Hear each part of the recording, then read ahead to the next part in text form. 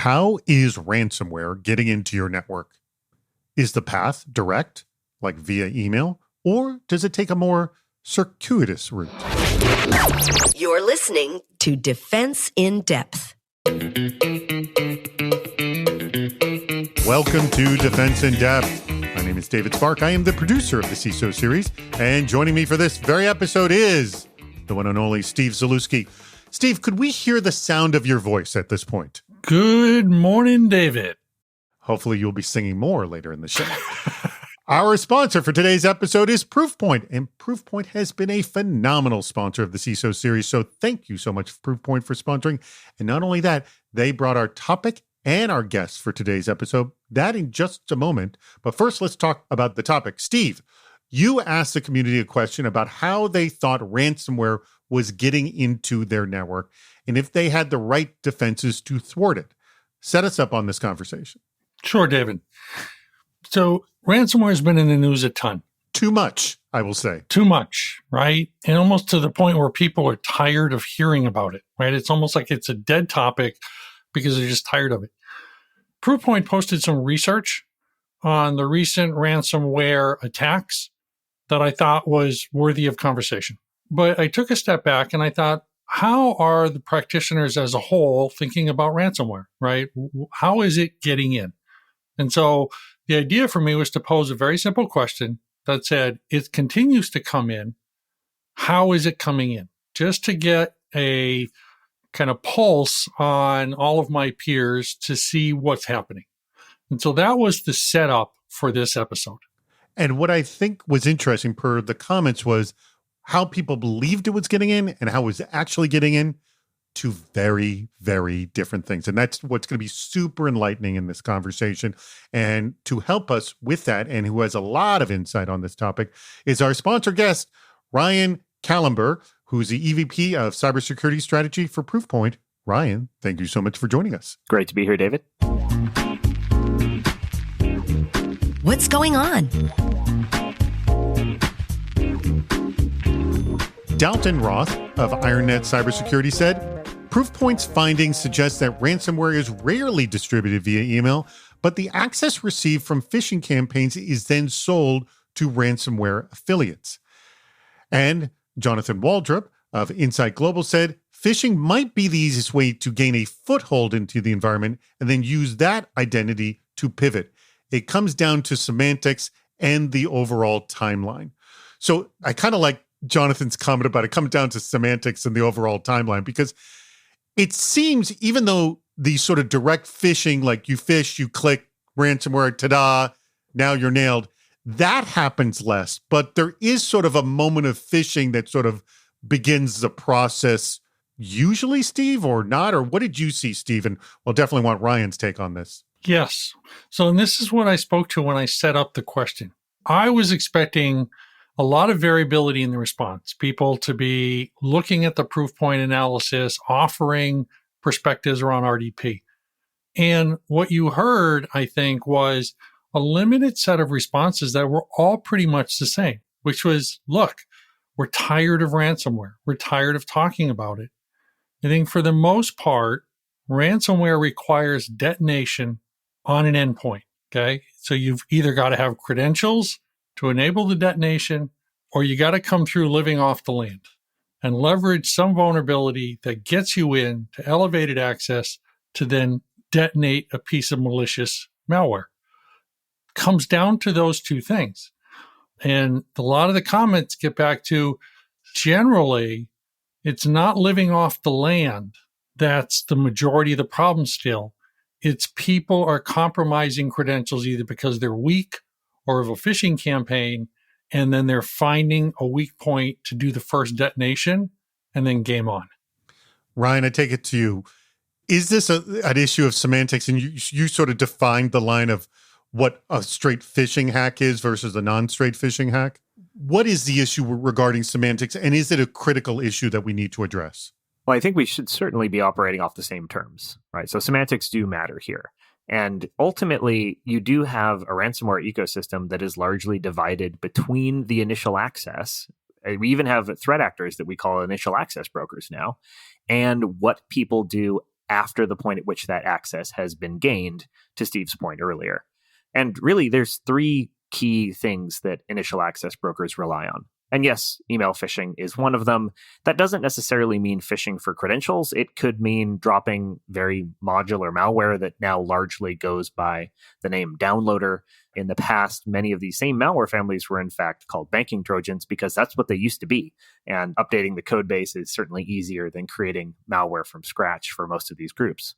The second and third most common vectors in, Steve, you mentioned remote desktop protocol.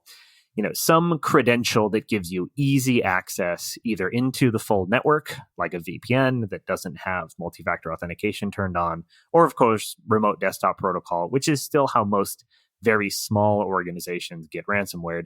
That's operating on easy mode for the attackers. You already have most of the steps taken care of if you're already operating with legitimate credentials and you have a remote desktop protocol path into the organization just from the internet. The third category, and this is one that sort of ebbs and flows, is, and Steve, you mentioned this as well, vulnerabilities, but vulnerabilities in edge devices. It has to be something that faces the internet for it to be a viable channel of initial access. And this kind of bounces around. When we had the VPN vulnerabilities, the Exchange vulnerability, you'll see a spike in that. But even that taken together is a minority of attributable ransomware incidents. It is still email that is unfortunately number one, at least as the first step goes. But going back to your point around semantics, David, if you separate the initial access from the actual ransomwaring of the environment, you can make a lot more progress on the attack chain, and you can think about defense in depth a lot more productively because you do very different things to stop initial access versus the ransomware actor once they're already into the environment. How did we get here? Eric Baranzung of 0x70 said, quote, "The first step in a ransomware attack has shifted from direct email threat to the exploitation of RDP vulnerabilities." Exactly what you said, Ryan. The increase of remote working users offers us an opportunity for even more attacks if RDP infrastructure is not well managed.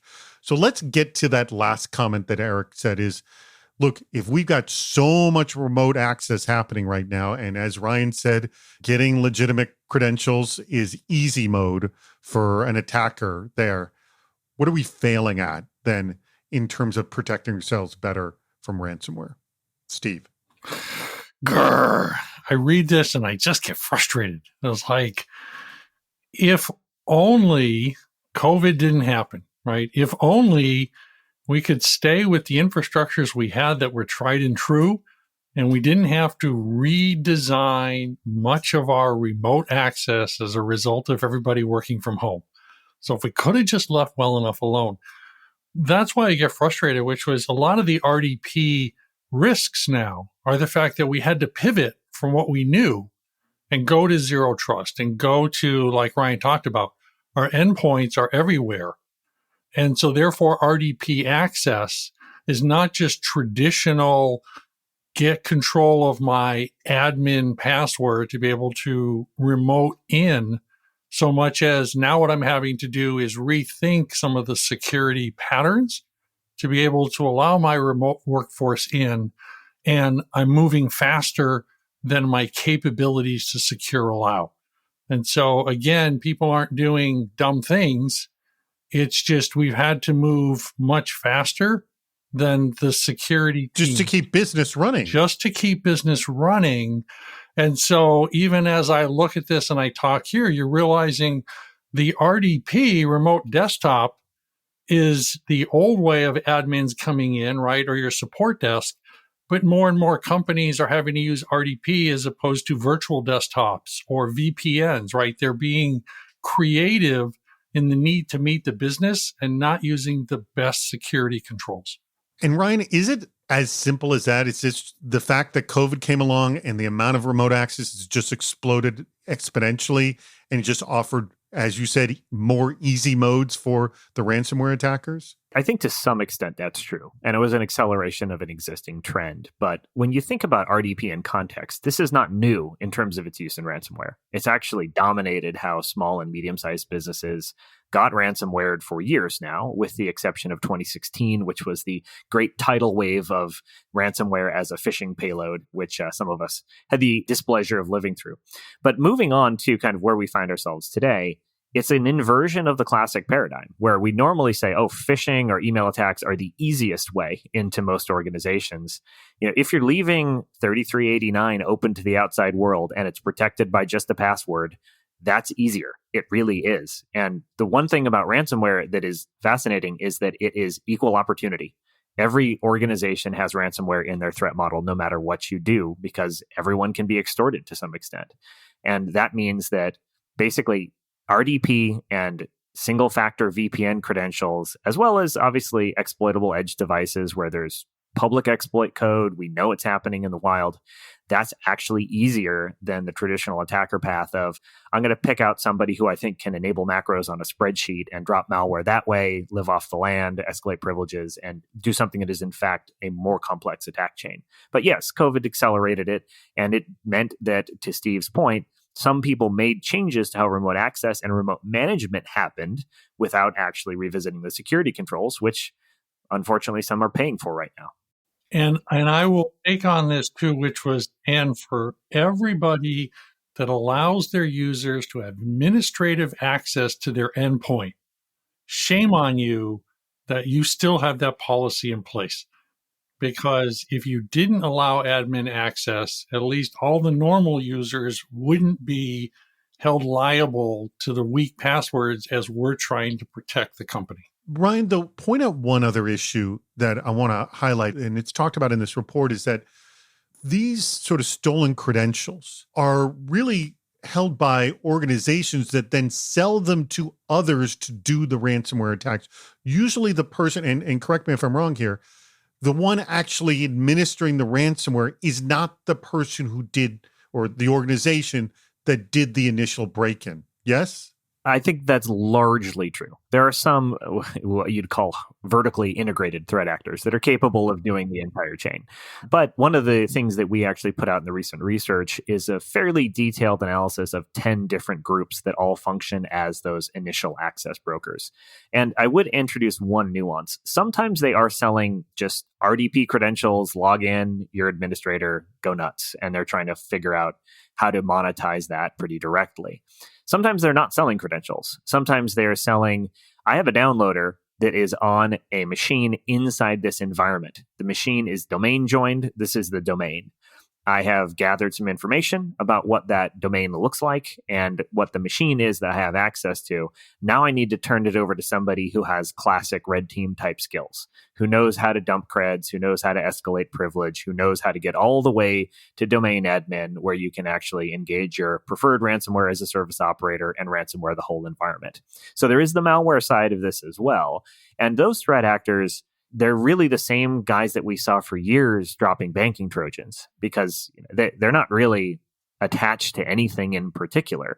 They have great malware frameworks that have become really modular. They do multiple different things, and they can be extremely opportunistic about the infections that they get, the downloaders that they drop, and how they then monetize that access, even if it's not something quite so straightforward as, here's the RDP password, go crazy.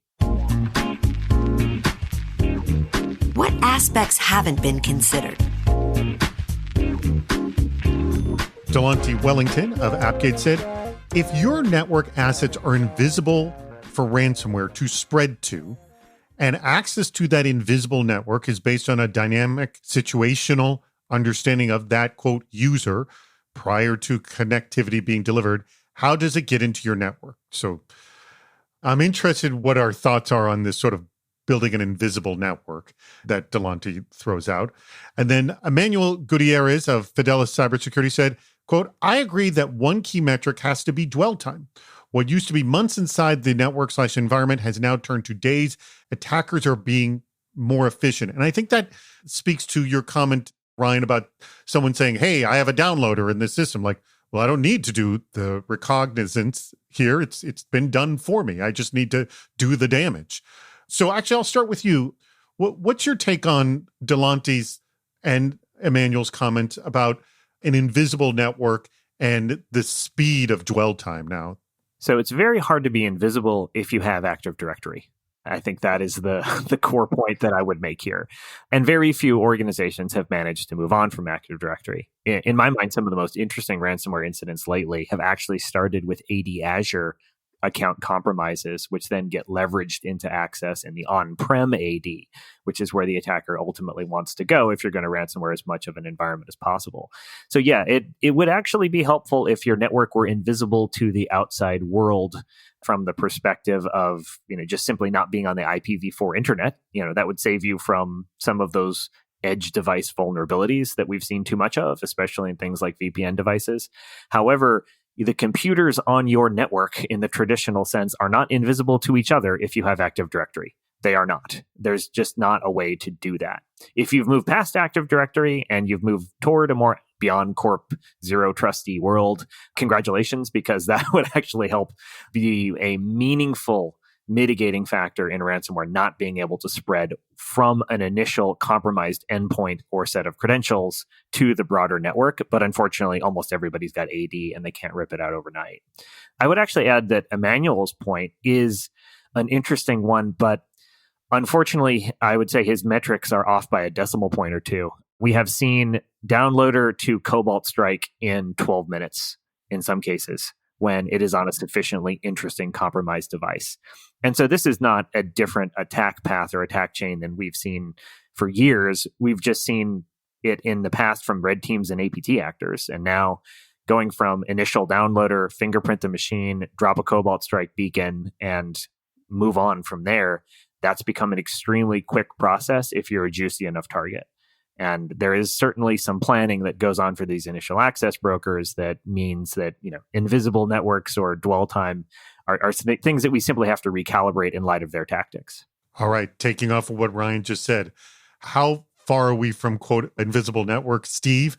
And this dwell time situation, it is so quick that we're dealing with a speed that we can't sort of comprehend. Yeah. So let me talk to invisible networks. And I would say that's what network segmentation is, or security zoning. And this whole idea of being able to dynamically reconfigure your assets so that invisibility has more to do with the fact that the assets keep changing their color, if you want, their personalities, so that they look invisible, so they fit in and they keep changing. And that's a lot of what we're trying to do. But that complexity is difficult to do, right? And so therefore there's answers to trying to manage invisible networks. But if it's wrong, then obscurity is no defense. And so therefore we get hit. And that's why we're having a hard time with that. It's the same thing when you go to app level VPN. That is really the role, right? Which was stop giving coarse grained. So make the assets more ephemeral. Give them smaller and smaller personalities and visibilities and change them up. So therefore, the bad guys constantly have to work harder to find the same asset as it keeps changing its name. That's kind of my practical side of here's what you have to do to be able to reintroduce invisibility, but not in its old school sense of it can't exist. It's got to exist. You got to see it. The second part, the bad guys use automation. They're not sitting around banging their keyboards, okay? They're just waiting for us to make a mistake. And it's seconds. It's not minutes. 12 minutes from the time it was found to the time it was exploited, right? That's all automation. And it's gone to seconds because that is just literally speeds and feeds. And so the key for me is as long as automation by the bad guys continues to be first and foremost because they're not afraid. And we continue to be afraid of automation and wanting to put people in the loop to make sure that we don't cause a business outage, we lost the game. What are we going to do now? On another thread on Twitter, initiated by Robert Graham of Errata Security, many people offered advice about dealing with ransomware, and the advice was around backups, isolating backups, and preventing them from being deleted. A few of the other comments, one from Jason Schellert, he said, quote, building out decision trees for executives and, gulp, payment options / brokers should it arise. Also, he mentioned segmentation, testing recovery, locking down databases, and trying to restructure lockdown file systems. And also, Definite Potato, that's their Twitter handle, said, quote, user files and critical infrastructure are actively pushed to a version-controlled endpoint on changes. We retain X number of change versions at any given time, and if we need to break the glass, we can roll back to a known good file state. So the topic of, dealing with ransomware is a whole other show, but I do want to touch upon it on this show as well. My feeling is the focus on the recovery is really kind of the key thing to deal with here. And while, yes, you do want to have secure systems, but I don't think there's enough focus on recovery, is there, Steve? So recovery, it was what I would call the old school conversation if cybersecurity is about securing the company. Mm-hmm. And it's hard walls, and then if they get through, trying to recover. Resiliency is the new word. It's an appreciation that business outages are continuous through attack, and that we can be resilient through that and limit the attacks when they happen.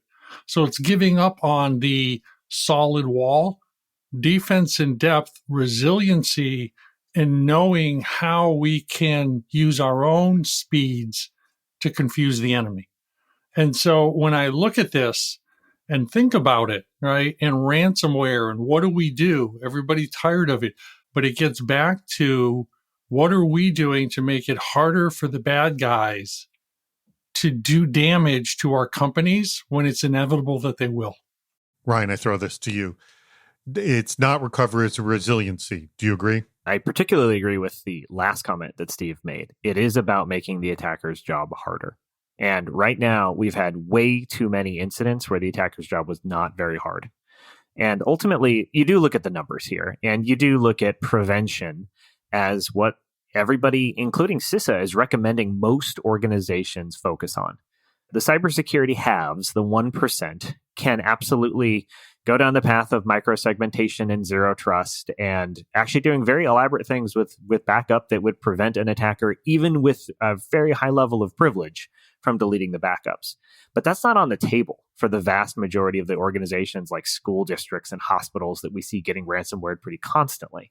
So with that, I go back to the numbers. How are the attackers actually being successful? And which of their tools could you take away to make it hard for them? Well, yes, if you took away, statistically, email is the number one thing you want to take away from them, just in terms of reported ransomware incidents. I was talking to a CISO last week who is in the oil and gas space, and he mentioned that even before Colonial, which was a VPN credential, as we all recall, he had 13 other of his supply chain components, pipeline operators, and otherwise affected by ransomware over the last 12 months. And before Colonial, all 13 of them who had actually done the DFIR work had traced it back to an email. So certainly want to make the attacker's job harder there. Remote desktop, though, and VPN and remote access, as we've discussed, might even be easier than email into certain environments. So it's absolutely something to focus on. And while I think the idea that Jason threw out about having a plan is an incredibly valid one, that also kind of is, to me, the more productive conversation around resilience. There's a lot of stuff that we would all like to do if we had an infinite amount of time and resources, but at the very least, we've got to have a plan. Figuring this out in the middle of a ransomware incident when nothing is working and it's hard enough to communicate, that is suboptimal. And every organization, regardless of resource level, should invest in doing that. But at the end of the day, it really is about what Steve said, make the attacker's job harder. That's right. We need a plan, not a prayer. Make it harder. Tabletop exercises. Strongly advise on both of those. All right. Excellent points, gentlemen. Good place to stop. And it is also the point where I asked both of you, what was your favorite quote and why? And I will begin with you, Mr. Steve Zalewski. What was your favorite comment on this topic and why?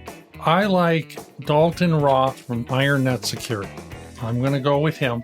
Proofpoint's findings suggest that ransomware is rarely distributed via email, but the access received from phishing campaigns is then sold to ransomware affiliates. That's kind of the theme of the report, it seems like. Theme of the report, but here's how I net it out.